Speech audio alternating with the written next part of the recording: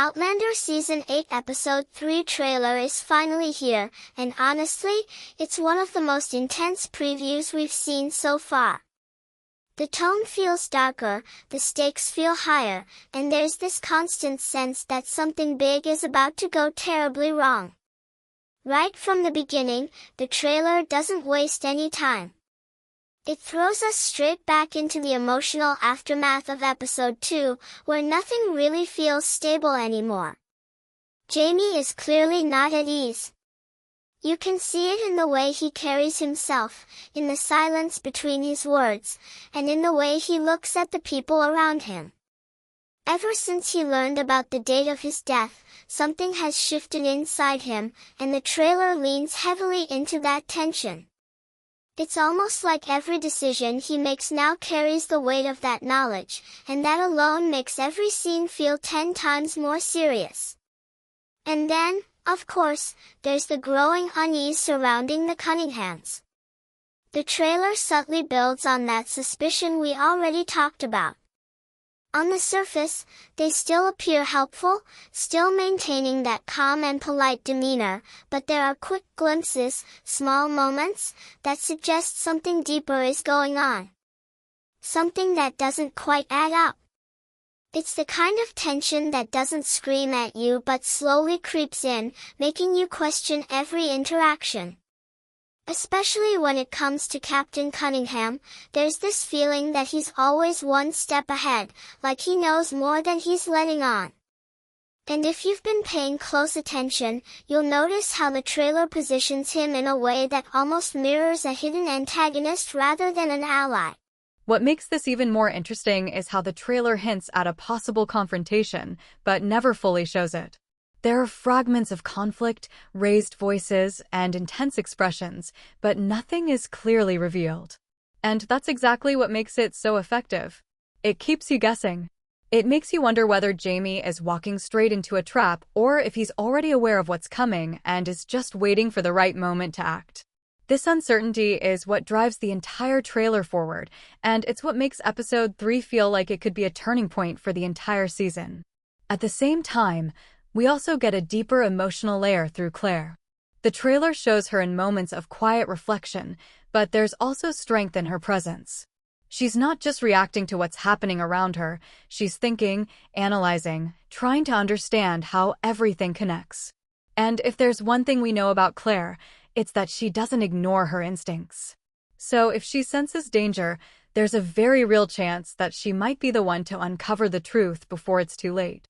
But the question is, will she be able to act on it in time? Another thing that stands out is how the trailer plays with the idea of trust. Who can actually be trusted at this point? Because every character seems to be hiding something, even if their intentions aren't entirely bad.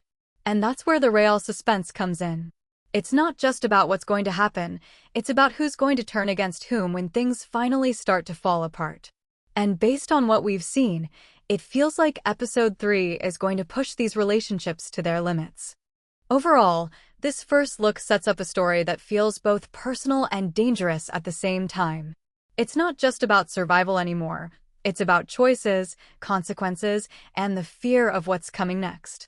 And if the trailer is anything to go by, we're heading into an episode that could change everything in ways we're not fully prepared for.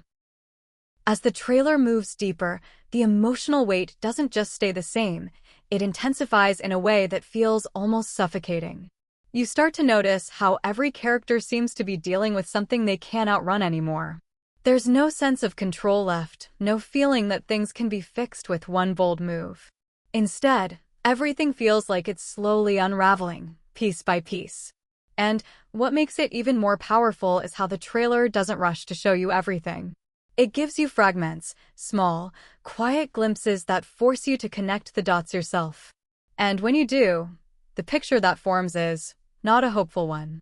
There's a clear shift in how the story is being told this time. In previous seasons, there was always this underlying sense that no matter how bad things got, there was still a way forward. But here, that feeling is gone, replaced by something heavier, something final. The characters don't look like they're planning their next move anymore. They look like they're dealing with the consequences of the last one.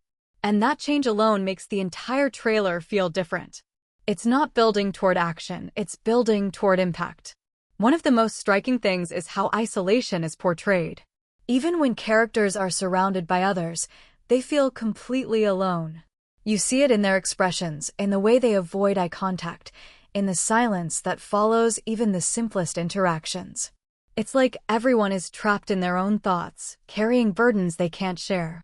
And that isolation adds another layer to the sadness, making everything feel more personal and more real. Because it's not just about what's happening around them, it's about what's happening inside them. There's also this constant sense of tension that never fully releases. Normally, trailers build up to a big moment where everything explodes, giving the audience some kind of payoff. But here, that release never really comes.